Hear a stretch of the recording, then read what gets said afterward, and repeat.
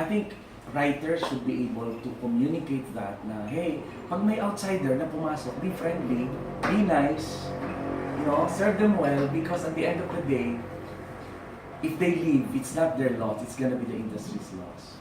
Because this industry is fueled by external. Ang nagpapaikot ng pera dito, hindi yung tagaloob. Ang nagpapaikot dito yung funder na tagalabas at yung nanunood sa paligid. Pero if we exploit them, I mean, may saturation point. And this is what I love about this film. I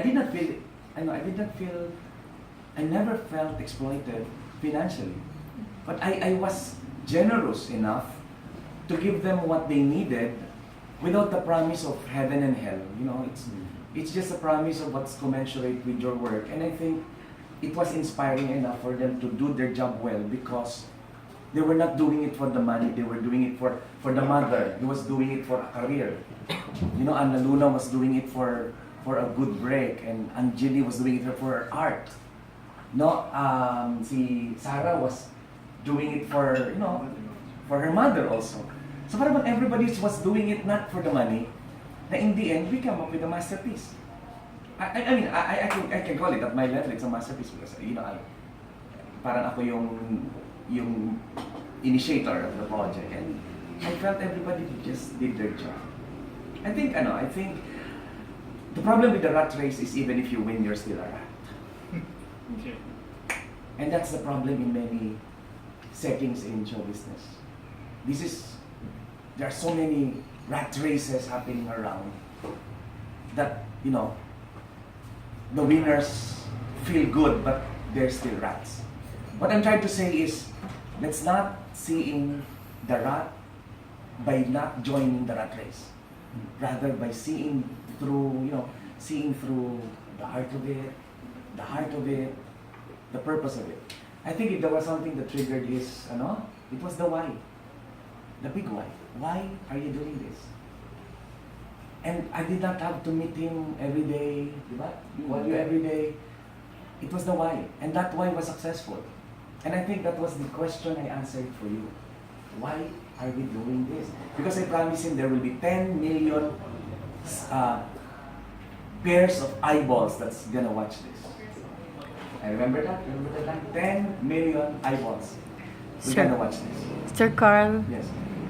considering that some of the teachers already in the public school systems teaching have probably lost their passion in teaching and diverted into doing something else while they're on the job. That's why there are escalating news reports of over-borrowing and etc.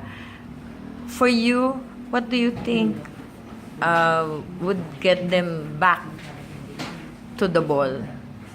It's being appreciated. Being appreciated for what they do, being appreciated for their roles, being seen beyond the classroom, the somebody who's a steward of the future.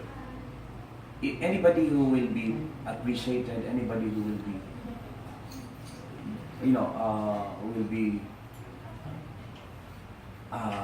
rewarded, I think will go back on track. The problem is how many teachers are just seen as, just a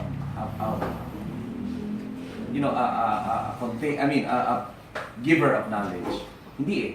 We have to see teachers as mothers in schools. We have to see teachers as ates. Yun eh. Appreciate a teacher and they go back. So the reward system you believe is missing, or How the society see them? how the society? How the society see them? How many parents ang susugurin yung teacher ng anak niya for a grade? How These many days. teacher ang ibubuli ng system niya, ng principal niya, ng superintendent niya? How many teachers ang naging victim ng favoritism in the system? I'm not saying all, but how many? Then how many of these have lost their appetite to the love of teaching? I think it's in the heart. In the heart is the he and the art. There's an art of teaching and there's a he, there's a spirituality there. And let's not forget that in the Bible, Jesus Christ was referred most as a teacher. So ang masarap iparealize sa teacher is that by becoming a teacher, you share with Jesus Christ what He was fondly called on earth. The That's a ministry. teacher. So yun yun eh. I think we're missing a lot of spirituality here. We're missing a lot of appreciation. Purpose. Purpose. Kaya nga, hindi naman, number one, ginusto mo kasi nila yung teaching. Hindi naman nila ginusto. Ba't nila mamahal eh? How can you bring out the best in you when you don't like what you do? One question.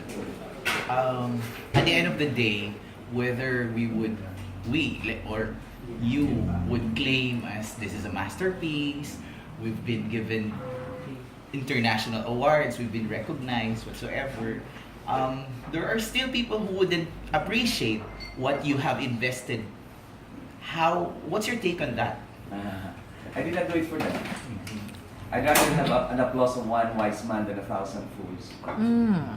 And I think I had some wise men already applaud me. And I don't need 1,000 fools.